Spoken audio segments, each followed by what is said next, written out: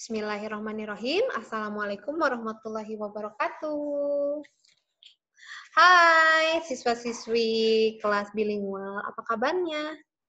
Semoga baik-baik saja ya dan sehat selalu. Meskipun sekarang kita belajar secara virtual, tetapi semoga tidak mengurangi semangat kalian untuk tetap menimba ilmu, untuk mengasah otak kita agar tetap bekerja dan semakin menumbuhkan neuron-neuron di otak kita agar kita semakin cerdas, pintar, dan keren ya, dan soleh dan solehah.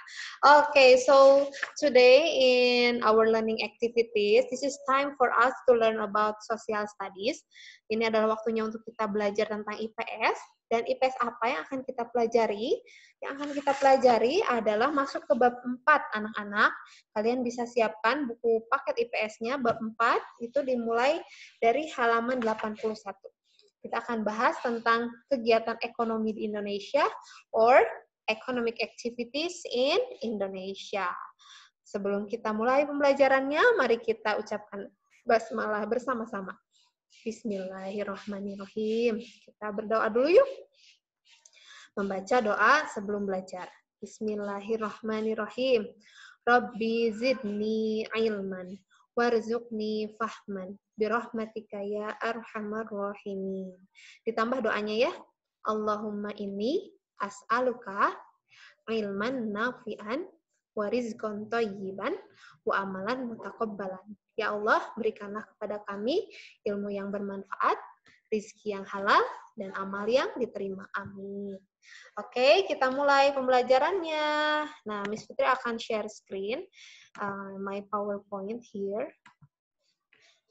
So, okay, so we are going to start now. We are going to learn about social studies atau IPS bab 4, economic activity in Indonesia atau kegiatan ekonomi di Indonesia pertemuan pertama.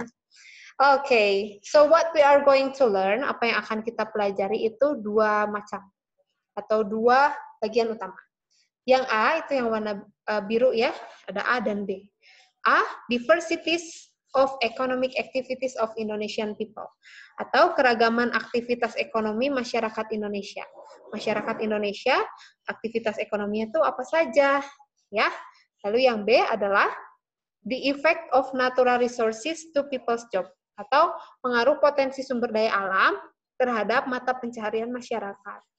Nah, itu yang akan kita pelajari ya. Jadi keragaman aktivitas ekonomi dengan pengaruh potensi sumber daya alam terhadap pekerjaan ya atau mata pencaharian. Nah, tujuannya melalui pemaparan materi ini anak-anak dapat menjelaskan menyajikan hasil identifikasi kegiatan produksi, distribusi dan konsumsi. Oke, the first one adalah economic activity. Nah, anak-anak sebetulnya untuk kegiatan ekonomi di Indonesia sendiri atau dimanapun saja itu berada, akan dibagi ke dalam 3 tahapan. Ya, yang pertama adalah produksi atau production. Ya, produksi ini adalah kegiatan. Ayo, kegiatan apa kalau produksi? Jawab ya. Yang kedua ada distribusi atau distribution. Tahu apa itu distribusi? Jawab ya. Dan yang ketiga konsumsi atau consumption. Tahu juga itu apa konsumsi? Oke, jawab ya. Oke, nah sekarang Miss ingin memberikan contoh kecil dari ketiga kegiatan ini. Ya, dari ketiga kegiatan produksi, distribusi, dan konsumsi, Miss akan kasih contoh agar kalian semakin paham perbedaan dari ketiga kegiatan ekonomi ini. Jadi kegiatan ekonomi itu meliputi 3 hal. Yang pertama produksi. Nah, salah satu contoh kegiatan ekonomi produksi adalah produksi mie instan atau pembuatan mie instan. Mie instan kita tahu sendiri di Indonesia banyak orang yang menyukainya ya. Jadi ini adalah gambar produksi mie instan yang ada di sebuah pabrik ya. Dan di bagian atasnya itu masih dalam tahap produksi, di bagian bawahnya adalah pengepakan ya, di mana mie instan itu akan siap untuk didistribusikan ke pembeli. Lalu yang selanjutnya ada distribusi mie instan. Nah, di sini kalian lihat ada 2 bapak-bapak ya. Yang satu ada di atas apa itu namanya, box ya, box mobil, yang satu ada yang di bawah. Nah, yang dimaksud distribusi, kalau kalian lihat dari gambar ini apa? Ya, mengantarkan mie instan dari pabrik ke orang-orang yang mau membeli. Nah, contohnya Bapak ini pakai pakai mobil yang box seperti itu ya, untuk mengangkut berbagai macam mie dan lainnya untuk diantarkan. Nah, ini adalah contohnya distribusi. Oke, nah yang terakhir kegiatan ekonominya adalah konsumsi. Jadi setelah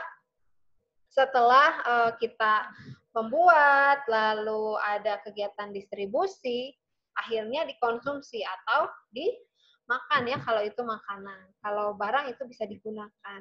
Contohnya ini akan dimakan si mie instan.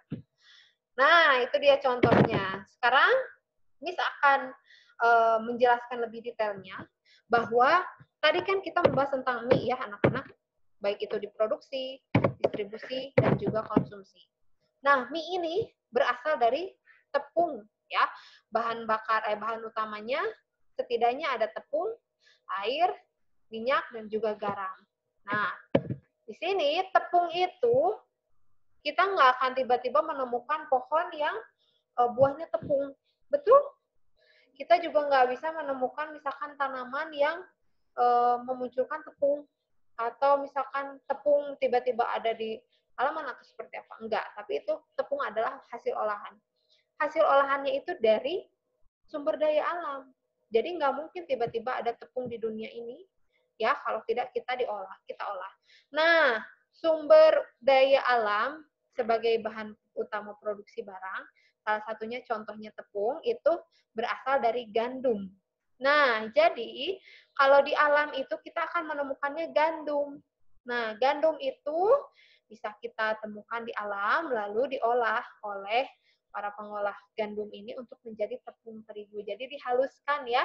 Yang di sini kalian lihat gambarnya ya, masih warnanya kecoklatan dan bentuknya bulir-bulir, tetapi dirubah menjadi butiran yang sangat halus seperti yang kita tahu sebagai terigu. Nah, akhirnya setelah gandum dari alam itu diolah menjadi terigu, terigu bisa kita olah nih. Ada yang jadi roti, ada jadi martabak, ada jadi kue cubit, ada jadi mie instan, dan banyak sekali. Atau yang suka makanan Korea, jadi tteokbokki, atau jadi misalkan apa ya, banyak sekali pokoknya takoyaki, ya, dan lainnya. Nah, itu anak-anak. Semua hal itu berasal dari alam. Nah, sekarang yang akan kita bahas adalah sumber daya alam yang ada di daratan, ya, dan juga perairan. Nah, ternyata contohnya tadi gandum, tadi kan berasal dari alam ya, itu mempengaruhi terhadap aktivitas ekonomi. Jadi, apapun yang tersedia di alam itu akan mempengaruhi kegiatan ekonomi. Contoh, kalau di suatu tempat yang banyak gandum, mungkin orang-orangnya, aktivitas ekonominya akan membuat atau mengolah gandum menjadi terigu. Ya. Tapi kalau misalkan di daerah laut atau daerah pesisir pantai, banyaknya itu ikan, dan mereka akan mengolah ikan sebagai berbagai makanan olahan lain. Nah, di sini akan kita bahas di wilayah daratan dan juga perairan. Nah, yang pertama akan kita bahas di wilayah daratan. Di situ ada 3 macam ya. Nah, ternyata sumber daya alam yang ada di daratan itu ada 3 macam. Yang pertama adalah hasil peternakan. Hasil peternakan, atau kalau kita dengarnya peternakan, berarti kita ingatnya ke hewan. Betul. Nah, contohnya kalau di darat, kita bisa berternak sapi, ada ayam, domba, ya.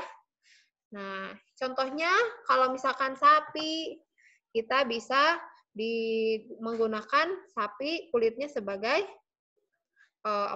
jaket misalkan, atau untuk bahan tas. Lalu ada susu sapi yang bisa kita minum, terus daging sapi yang juga bisa kita konsumsi. Nah, itu ya sumber daya alam yang sangat bermanfaat untuk kehidupan manusia. Lalu Yang keduanya di bagian bawahnya ada hasil pertanian dan perkebunan. Nah, contohnya kalau hasil pertanian ada padi, sayuran, buah-buahan, karet, bunga, dan lainnya. Nah, contohnya misalkan gini, kalian pernah naik motor? Pernah naik mobil? Pernah naik apa ya? Naik bus? Ya, kalau kalian perhatikan ban, apakah ada pohon yang isinya itu ban? Adakah pohon yang menghasilkan ban? Enggak ya, tapi ban itu hasil dari pengolahan. Pengolahan dari mana? Dari karet. Nah, ketika banyak orang di daerah daratan yang memiliki banyak pohon karet, mereka bisa mengolahnya dalam kegiatan ekonomi untuk menjadi, salah satunya menjadi karet, menjadi ban, atau menjadi keterambut kalian, atau bahannya juga bisa menjadi rubber, atau apa itu namanya, menghapus kita. Ya, itu. Dan yang ketiga itu ada pemanfaatan sumber daya alam hasil hutan. Jadi yang ada di daerah hutan. Orang-orang yang tinggalnya dekat hutan, mereka bisa memanfaatkan. Contohnya ada kayu jati, ada rotan, ada getah damar, serbuk kayu. Nah, ini tuh bisa menjadi hiasan, bisa getah damar itu bisa menjadi parfum atau bahan kosmetik.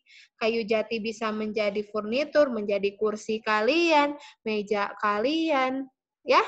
Nah, itulah sumber daya alam yang kita manfaatkan di bagian daratan. Ini yang ada di darat ya.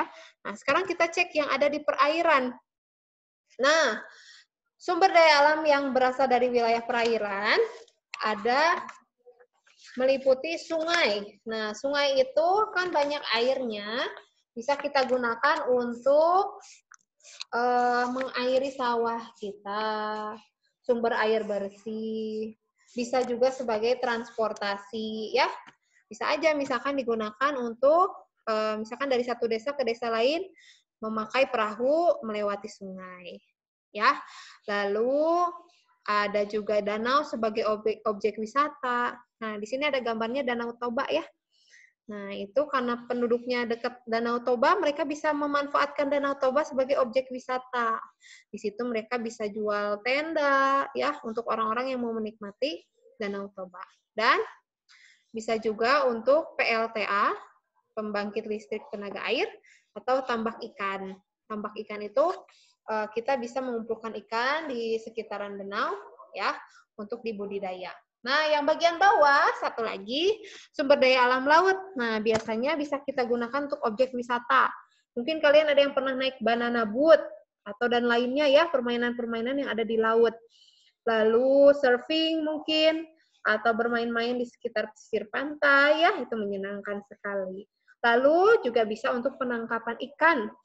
Kita tahu semua banyak sekali ikan-ikan yang bisa kita ambil dari laut ya, berbagai macam, sangat ribuan. Itu semua adalah karunia Allah untuk kita semua, untuk bisa kita konsumsi. Dan juga pembuatan garam. Garam itu bisa berasal dari air laut yang dikeringkan atau dijemur sampai dia membentuk butiran-butiran ya. Itu dia. Nah, di sini kita akan membahas tentang mata pencahariannya. Di sini mata pencaharian yang ada di dataran rendah.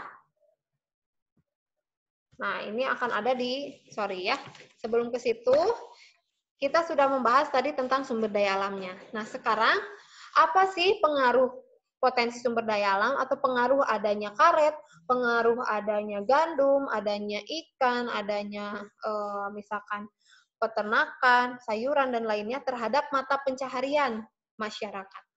Ya, apa sih efeknya? The effect of natural resources to people's job. Nah, contohnya atau pengertiannya adalah mata pencaharian di dataran rendah itu biasanya banyak kita temui ada petani, ada pedagang, dan juga pengrajin. Maksudnya seperti apa? Kita cek. Nah, di bagian kegiatan produksi di sini mata pencarian di dataran rendah, contoh pekerjaannya adalah petani. Gambar paling kiri di sebelah atas ya. Lihat di situ ada petani jagung. Jadi kalau di lahannya banyak jagung, akan banyak petani jagung. Bagian bawah, kalau di lahannya bisa ditanami kangkung, dan kangkungnya bertumbuh berkembang di sana, kita bisa menanam dan memproduksi kangkung. Akhirnya banyaklah petani kangkung. Juga untuk tomat dan lainnya, tentunya banyak sekali ya. Pertanian itu kita bisa menanam apa saja. Nah, itu maksudnya efek dari sumber daya alam terhadap pekerjaan. Lalu yang kedua, distribusi. Contohnya pedagang. Nah, kalau misalkan di daerahnya itu dia menerima berbagai macam kiriman dari petani. Jadi, mereka bisa menjualnya. Nah, contohnya kalau mendapatkan kiriman dari petani, mereka bisa menjual sayur mayur. Jadi dari hasil dari petani dijual oleh mereka. Jadi adalah mereka para penjual atau pedagang ya. Nah, lalu ada pedagang juga, pedagang kaki lima. Situ ada jualan gorengan dan seterusnya. Dan juga ada pedagang baju. Ya. Kenapa ini disebutnya distribusi? Karena mereka memberikan kesempatan untuk para konsumen untuk mendapatkan apa yang diinginkannya. Oke. Dan yang ketiga adalah pengrajin. Ya, ada di sini kalau banyak kayu bisa menjadi pengrajin meja dan kursi, ada pengrajin barang dan aksesoris, pengrajin patung. Nah, ini adalah mata pencaharian yang mungkin ada di dataran rendah. Nah, sekarang kita maju ke mata pencaharian yang ada di dataran tinggi. Nah, di sini ada dua macam ya. Minimal ada dua macam, yaitu peternak dan juga petani. Kita cek di sini ya. Nah, peternak hewan itu terdapat banyak di dataran tinggi karena memiliki udara yang sejuk. Makanya kalau di Lembang atau daerah-daerah yang sejuk, biasanya kita banyak menemukan ada peternak sapi, kelinci, domba, nah ayam, di sini juga kuda juga ada ya. Nah, di sini peternak itu mereka bisa menjual hasil ternaknya, mau susunya, mau telurnya, dagingnya, kulitnya, dan lainnya. Ya, nah lalu juga selain berternak, karena sumber daya alamnya banyak tanaman, mereka bisa menjadi petani. Bisa menjadi petani teh, cengkih, dan pala itu banyak dijumpai di dataran tinggi karena situasinya yang sangat mendukung tanaman ini untuk tumbuh. Nah, hasilnya akan didistribusikan ke pasar untuk dijual. Nah, itu ya anak-anak. Dan sekarang mata pencaharian di perkotaan. Nah, kalau perkotaan itu merupakan pusat kegiatan ekonomi. Jadi orang-orang bisa menjadi produsen, bisa menjadi distributor dan konsumen. Nah, biasanya kalau di perkotaan karena banyak sekali wilayah rumah ya, perumahan, jadi untuk wilayah alamnya mungkin sedikit. Nah, makanya banyak mata pencaharian orang-orang yang tinggal di kota itu sepertinya pegawai swasta, pegawai pemerintah, wira swasta, ya. Nah, kalau pegawai swasta itu, ya, orang yang tidak bekerja di pemerintahan, contohnya kayak Miss Fitri. Miss Fitri bekerja di Yayasan UPI, ya, di lab school. Nah, contohnya lagi pegawai bank, editor, satpam di tempat-tempat swasta, ada sales, ya, yang kerja di Gria, di Borma, ya itu pekerjaan swasta. Lalu ada pegawai pemerintah, biasanya guru-guru yang ada di sekolah negeri, pegawai kelurahan, kecamatan, lalu pegawai pemerintahan, pegawai pemerintah daerah, pemerintah pusat, ya itu disebutnya pegawai pemerintah, dan wira swasta. Kalau wira swasta yang secara mandiri, ada pedagang kaki lima, ada ojek online, ada yang berusaha bengkel, dan lainnya. Seperti itu. Nah, itu dia pembelajaran kita tentang bab 4, yaitu aktivitas ekonomi yang ada di Indonesia. Ini sangat berharap kalian bisa mempelajarinya dengan baik. Untuk tugasnya nanti akan di-share di grup. Ya, semangat belajar. Semoga kalian semakin cerdas, pintar, hebat, soleh, dan solehah. Dan semoga Allah memberikan kemudahan untuk kita semua mempelajari segala ilmu dan juga diberikan kekuatan untuk tidak cepat lupa ya, tetapi semakin banyak pengetahuannya. Amin. Thank you for today. So sorry if I had a mistake.